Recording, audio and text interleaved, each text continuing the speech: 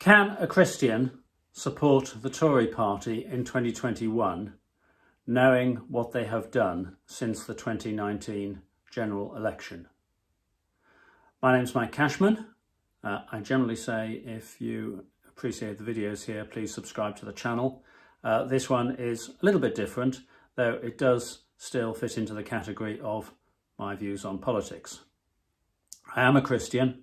I'm making this video for Christians. I need to deal with one objection where I've done Christian blog posts before. Somebody has said, why are you just writing to Christians? That sounds a little bit exclusive.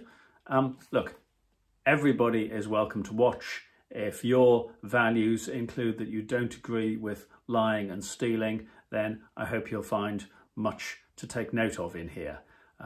But I am a Christian. There's 120 something videos on the channel. They're mostly not targeted in that way. Please allow me to make this one without objecting to me doing so.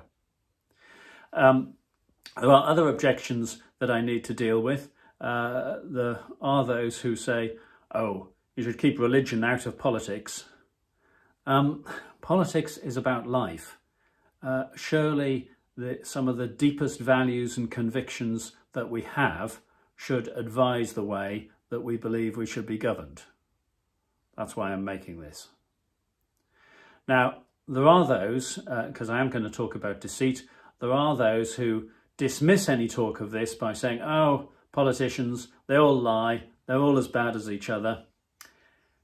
That is what the most deceitful politicians would want you to believe, because then it takes the question of truth and integrity out of the equation. So if you take that attitude, I'm sorry, but you're supporting deceit. I don't take that attitude, firstly because I think it's not true, and secondly because I think it's not helpful. So it does matter whether politicians are honest, whether they speak with integrity. There's two of the 10 Commandments that I want to particularly focus on. Thou shalt not bear false testimony, thou shalt not steal. When we look at the record of the Conservatives from 2019 onwards, I'm not talking about anything that's happened before then, just about then. You may have voted Tory in the 2019 general election. You've done that based on whatever reasons you had, but I'm not talking about that decision. I'm talking about what you would say now in response to an opinion poll, how you would vote tomorrow if there was a general election. This is about now. And, you know, this is not purely party political. If there was a future Conservative administration with substantially different values, which I think would mean substantially different people, then this video is not addressed to that. It's addressed to the current regime with the values established by Boris Johnson, in contrary to, in very much disagreement with what he's written in the ministerial code. Now, I'm not going to go into great detail here about all of Boris Johnson's lies. They've been very well documented in Peter Oborne's book, The Assault on Truth. Peter Oborne knows Boris Johnson well, has worked with him.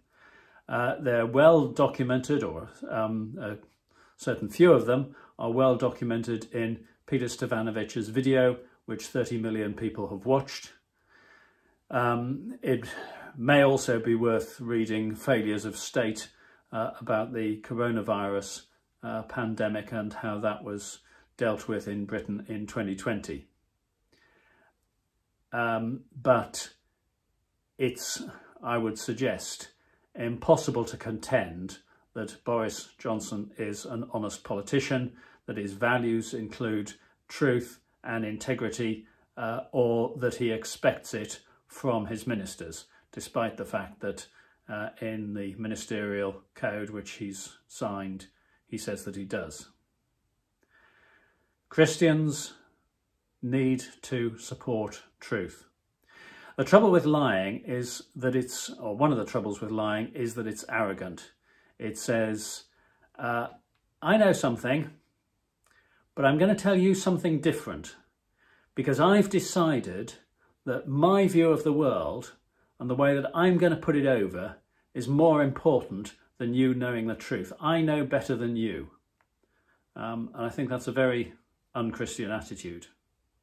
Now, we do have to deal with, before we get on to stealing, we do have to deal with an objection that is sometimes raised by Christians about respect for authorities.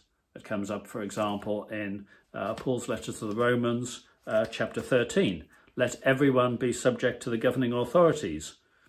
And it goes on to say, you know, respect the authorities. This is why you pay taxes. You know, these people, they may be secular authorities, but effectively, I believe the reason that Paul writes this is there needs to be order in this world. The taxes that you pay, you know, help for the amongst other things, for the roads to be built. We all benefit from that. You may not necessarily agree with the authorities, but you have to recognise their authority. Fair enough. But I'm not saying revolt against the authorities. I'm not arguing for civil war. What I'm saying is be prepared to vote against the Conservative Party when you have the opportunity to do so. The respect for authorities doesn't mean agreeing with all the policies of the ruling party. It couldn't do. That would be ridiculous.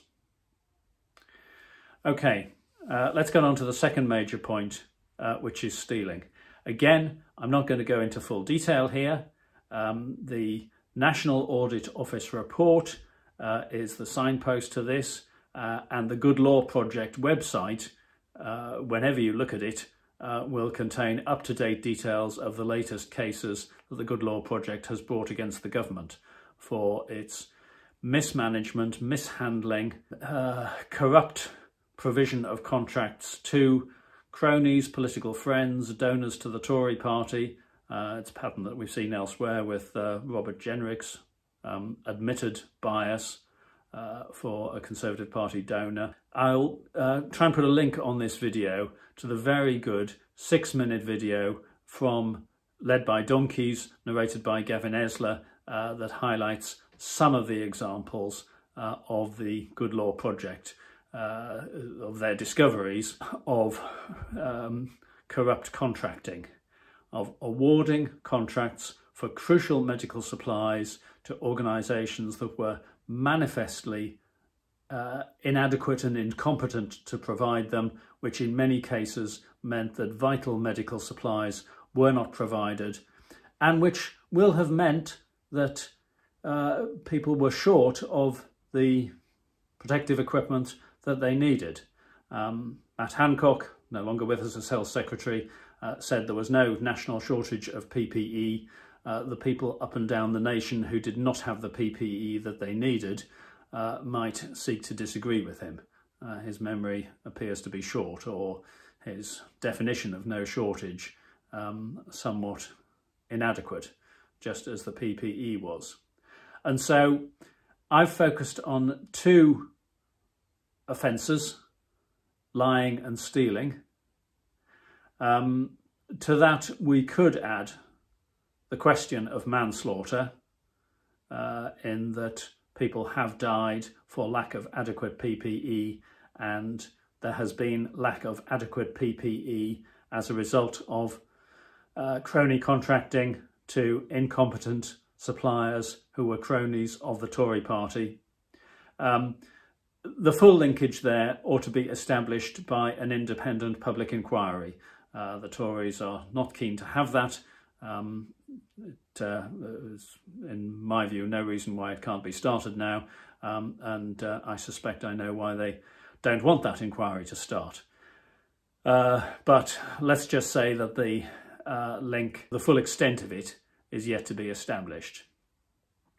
But there is certainly indication that of misbehaviour in public office causing additional deaths. For that and other reasons, as I said, worth looking at in the book Failures of State.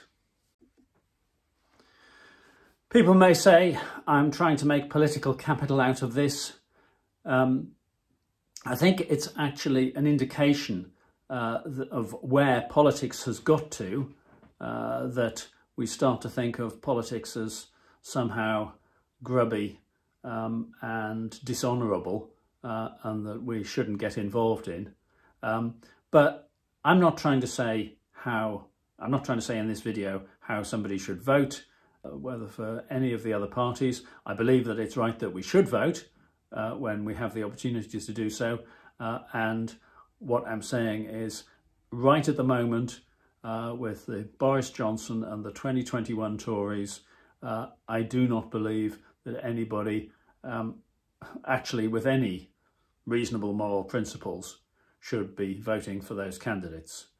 Now, I know that may be controversial, but I think we have to be careful that we don't cite the Bible verses from Paul's letter to the Romans, for example. I think we've got to be careful that that is not seen as automatic support from Christians in the UK, for example, for the policies of the UK government, because some people do associate the Church of England with the Conservative Party, and the Church, in my view, should be able to speak on what is morally right, rather than what happens to be the policy of the Conservative Party, while, as I say, working within the law. In an open and democratic society, one ought to be able to work within the law. Unfortunately, we do see some of our democratic freedoms disappearing in terms of the right to protest, proper judicial review, and so on. But nonetheless, I do think we can protest within the law. But I think a Christian faith would suggest opposition to this government.